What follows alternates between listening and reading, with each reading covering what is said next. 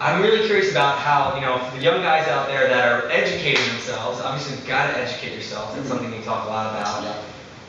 And feel like, you know what, I've got, maybe I haven't cultivated my voice yet, but I've got a message, I've got something to say. Sure. And I want to go after something like men's health and shape and some of these guys. Can you tell us about what you did that first year to really, when you say aggressively go after them, and then maybe comment about how you developed your voice as well? Okay, well, there's a couple of things. The first is that well before I was ever a trainer, I was a writer. And by that I mean that I started writing, and my course of study was geared towards English initially and wound up somewhere else. So it came very naturally to me. For people who are not great writers, the key thing is read more, learn how to write. And unfortunately, if you're in the US, we no longer teach grammar, and you should have a grasp of that. Instead, we learn things. When I was a kid, when you were a kid probably, they taught phonics, right. And then they geared something towards whole language. And these are educational things, and they don't really pertain to you. But if you were not specifically taught grammar and understanding sentence structure, then you're at a disadvantage. And what's really interesting is that people in other countries who learn English learn the correct way, and they're very, very often better writers than most American-born writers. So I would recommend some books to really kind of reteach you how to write correctly. And you should have a basic understanding of these. And the first one is On Writing Well by William Zinsser, which is a great one. It's considered like the standard. Then there's The Elements of Style. Stephen King has a great book called On Writing, a memoir of the craft. Half of that is instructional, and half of that is sort of his experiences. And so you should read those and sort of have an understanding of writing, but at the same time, it's really important to note that particularly for blogs and many articles, write how you talk. Nate Green had a very successful blog. He has a very successful blog because his voice sounds the same, whether you're hearing it in your head when you're reading his stuff or he's talking out loud to you. And I've done that as well. A lot of marketers say that. Yeah, just write how you talk. So if you need to, you can just use Dragon is the software that records your voice. So use that and then edit out your ums and uhs and all that other stuff. So it's huge to just understand what your voice is, but then getting published in other magazines, you have to understand what their voice is. I had my first ever article published when I was 19 years old for T Nation, what was then T Manic, and it was an article on glute training, and it was called Booty Call. And the reason that I called it Booty Call was because T Nation sort of, now it's a little bit more scientific, but they had sort of this irreverent, no holds barred, take no shit attitude that they... And they have a younger demographic too, so they would understand that term and exactly. And so, but the reason I wrote a glute training article was because they didn't have one. So there's a few things you need to, if you're looking at men's health, for example, you want to look at what they do have and what they don't have. If they haven't published an article on glute training, for example, write one. If they haven't written in a while. And so, but in terms of their voice, you need to understand their voice. You need to write in their voice and not in yours.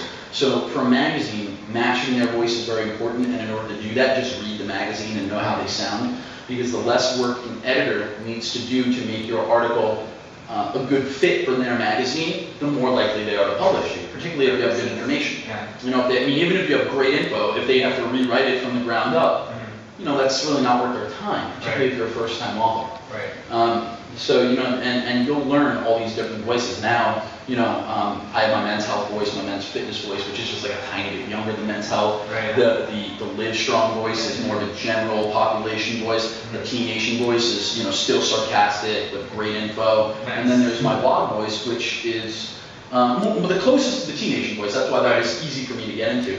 But you'll have all these voices, and then if your online guys are looking to get online, you'll notice that your voice in your blog and your voice when you write either sales emails or sales copy, those will be different. And all these voices need to live inside you. And the way to master them is to write constantly. Just write and read about writing, and write about reading if it helps you. But the only way to get better with the written word is to spend more time with it. And that's the main thing. And did you just email the editors and say, how can I help you? What do you guys need? Or like that first T Nation article, what did you do? You ready for the $1 million tip here? Here it is. This is it. If you watch this whole video, thank you. So this is what you're going to do. You're going to go to a site called MediaBistro.com. And there is a paid service. It's like $50 a year. Sign up for it. It's called Avant Guild, AVANT Guild.com, and it's paid service. And in Avant Guild, worth your $50 because they have a whole section called How to Pitch, and they list every magazine, every fitness magazine you could conceivably want to write for, as well as other magazines like Elle and Glamour and all those, and they give you the editor's email. And they tell you what they're looking for. Write it and submit it.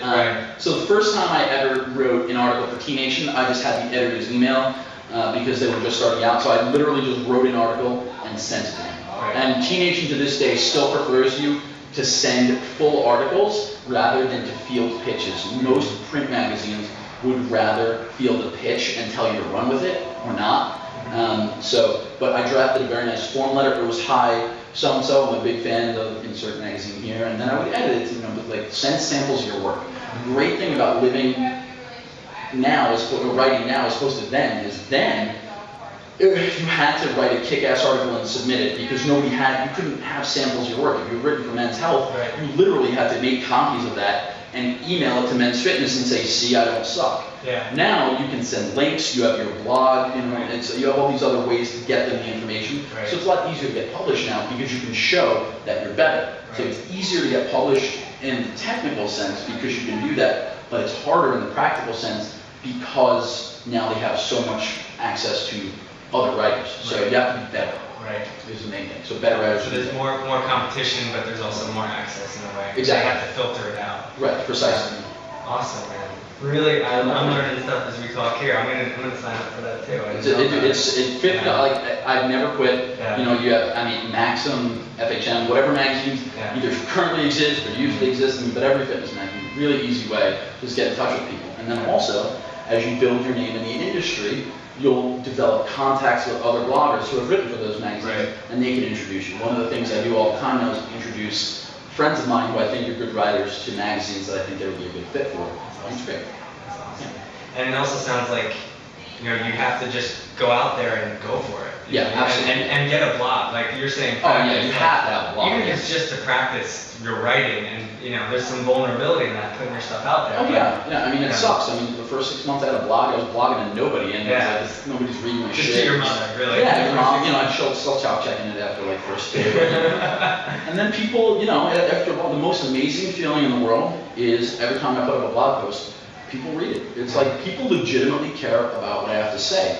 And I worked hard to establish that authority, but to this day, it's very, very satisfying when I get a like or a comment or a tweet. And it's awesome. And so you have to, you do make yourself vulnerable, that you never feel stronger than when people are like, this changed my life. And whatever you're doing for people in the gym, do the same thing for people when you write. And so you should really develop that skill set because no matter what you are, you're going to be 3 things in your life as you grow in this business. You're going to be an expert in your field, whether you're a trainer or nutritionist. You are going to be a marketer because even if you're not online, you have to sell your services. You're a salesman as soon as people walk in the door. And the third thing that you need to be is a writer. And so the earlier in your career you start developing that skill set, the better off you will be.